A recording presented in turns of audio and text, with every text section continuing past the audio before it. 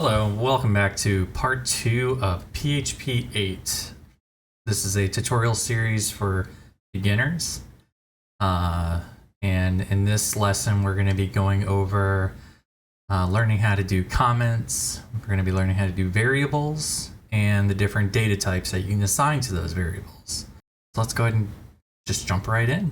So if you've been following my tutorial, you'll probably end up having the echo hello world still there, and if you refresh screen you'll still see the echo, but we're going to go ahead and change this. Let's go ahead and first learn what the use of comments are and how to do them. Comments are lines of code that essentially have two slashes at the beginning, similar to like this right here, and you can put any information you want there, like above is the echo for hello world. And if you run this, you're not going to be able to see that line, and it's just in there purely for informational purposes, so that way you can kind of look back and see exactly why you put that line of code in or the function that you added, and it gives you more information as to the need for it. And also what's good about comments as well is, say if you have a line of code, or let's say if you have some sort of a dump in there that you can show like some information, you want to just comment it out for now so that way it doesn't run again, you can go in the front and just put two slashes, and that will essentially get rid of the code so that way it won't run. So if you save and refresh this now, you will see that all right, let's go ahead and save it first. You'll see that it no longer says hello world because you commented out. Obviously it won't work. So let's go back into. Okay, let's start in variables. Unfortunately, as you can see right now, I'm in completely different clothes than I was in the last few seconds of this video. I ended up realizing I was not recording the correct screen, so yeah, I gotta redo this whole thing. It's all good. Okay, so we're in the code. We're going over variables. So let's go ahead and give you some examples of what variables are. So in PHP, and I believe this is only in PHP, in order to build a variable, you start with a $sign. And then any name you want to give it. So let's say favorite game, and you equal that to, let's say, Legend of Zelda. So basically what's happening is a variable, think of it as like a container that holds a specific type of item. This can be a range of any sort of data type that you can think of, from strings to arrays to objects to integers, floats, and so on and so forth. They are widely used. They're used every day. I use them every day myself. So you'll end up using variables so that way you can reuse the same variable somewhere else in your code, as long as it's either in the same object or on the same file that you're essentially using. So let's go ahead and save this, and let's go ahead and echo this. To echo it, you just call echo favorite game. And if you hit save and we go back to the browser,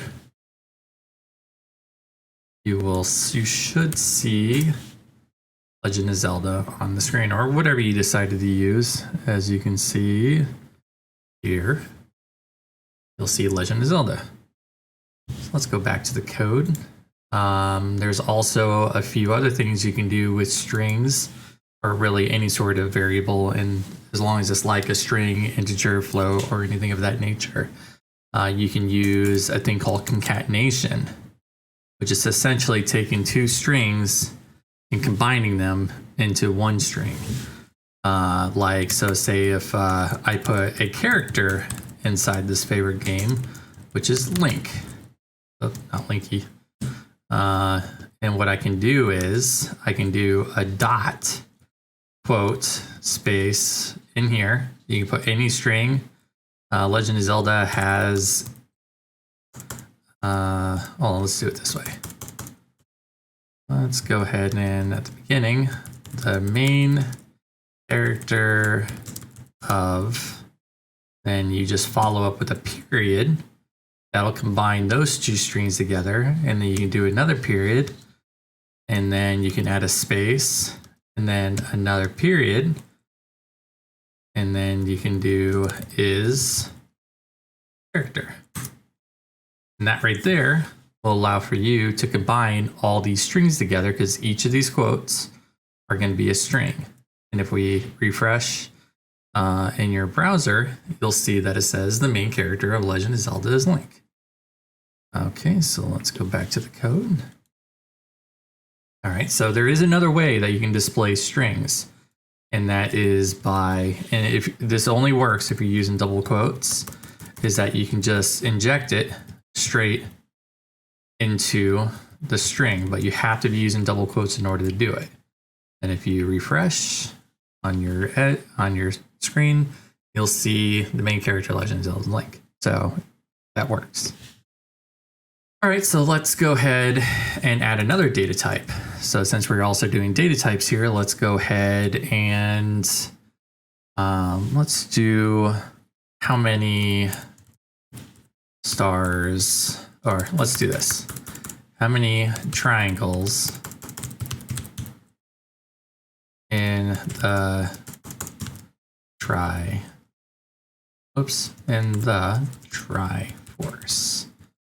And then if you hit equal, and like obviously the Triforce has 3, so this is considered an integer. An integer is any number that is a whole number. That doesn't mean that you can put a decimal on it, because once you put a decimal on it, it becomes a float. With this, then we can also add on to the string. We can go, he is out to collect the Triforce, which has how many? Actually, we can simplify this. Let's go down to Triforce. Now, mind you, this is Triforce num of triangles.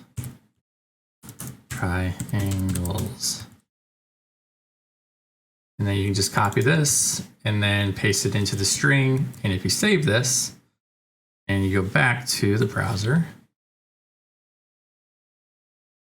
you will see once you refresh, he is out to collect the Triforce, which has 3. I'm a dummy. Go back to code. Triangles. Because that would make sense. So if we save that, and we go back to the code or the screen, you'll see which has 3 triangles. So you can see how useful this is as far as like putting strings together, and also really it's a mix. So you can put in, you can also put in integers as well. All right, so let's go back to the code. Let's go ahead and add. All right, so next we're gonna do floats. So float is basically, anything that has a decimal point. So it can be 0.3 or 4.0 and stuff like that. Anything with a decimal. So we'll go with, like, let's go with a rating. Let's go with rated 5 or 4.5 stars. So let's go and act like this is a star rating. And then, so basically, if you notice, I'm actually doing a lowercase at the start and then an uppercase for every other word in the variable. This is just easier for reading, and they call this camel case. So you start with a short and then you just constantly go with uppercases afterwards for every word inside there. It just makes it easier to read. So let's go ahead and add to this string.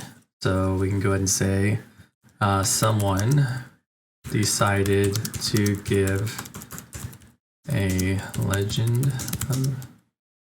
give this a star rating, which should be 5 stars. So if we save this and you go back here, you'll see that it displays a 4.5, which should be 5 stars. So that right there is considered a float. As you can see, when I hover this, it'll say var type float star rating. This is an integer, so an integer, and then this is a string. So yes, so you can see the use of all these. Now there is other ones like booleans. So we got a bool, which equals true, or it can equal false, depending on what you actually use it for. These are really good if you need to like do some sort of either there's a column in the inside the database that is like is active or inactive. You would set that to true or false, which is essentially what the database sometimes could convert it from a 0 to 1 to true and false. There's also other uses, sort of like if you want to do some sort of if statement that you've already decided that we're going to set a variable with true or false, to go into that if statement, either run the if statement or go past the if statement. We'll go into if statements most likely in the next tutorial, but let's go ahead and continue. As far as the other ones, there are objects you can set as a variable. You can also set resources as a variable, but at the moment we really don't have to actually deal with any of that. There's also the ability to take 2 strings, or not 2 strings, but 2 integers, or even an integer and a float, and add them together. So let's say if we were going to add 2 variables, just giving it a random name because there's no point in it, can be named whatever you want it to be. You can do Triforce number of triangles plus star rating for whatever reason you'd want to do that. You can then go ahead and echo add to variable. We'll go ahead and comment this out for right now, because you remember comments are just 2 slashes at the beginning. You can go ahead and echo this. You can technically go ahead and echo the 2 values together equal, and then you can have to add a period, or obviously you can just go ahead and add it into the string as long as you're using double quotes. And then you refresh and you go back to your browser, you'll see obviously 4.5 plus 3 is 7.5. So as you can see, that right there is also very useful. Let me go ahead and zoom in a little bit so it's easier to see. So you can see that variables are very important, and you'll be using them all the time, especially if you're new to this. You'll have to get used to it because everyone uses variables. Go ahead and we're going to go ahead and conclude this. I believe I've touched most things that you're going to need to know as far as variables go and displaying it on the screen. String variables, and a lot of these variables have like things that you can use on them to like make them uppercase. There's functions that will lowercase them. We'll go over some string functions in one of the next videos, as well as functions and what the use of functions are. So you can actually do like adding 2 values together and getting a output from a function. So in the next one, we will go ahead and probably go through some basic string functions, and then after that we'll go into arithmetic as far as like using like doing addition, times, division, and so on and so forth. So I'll go ahead and leave it there. See you in the next lesson.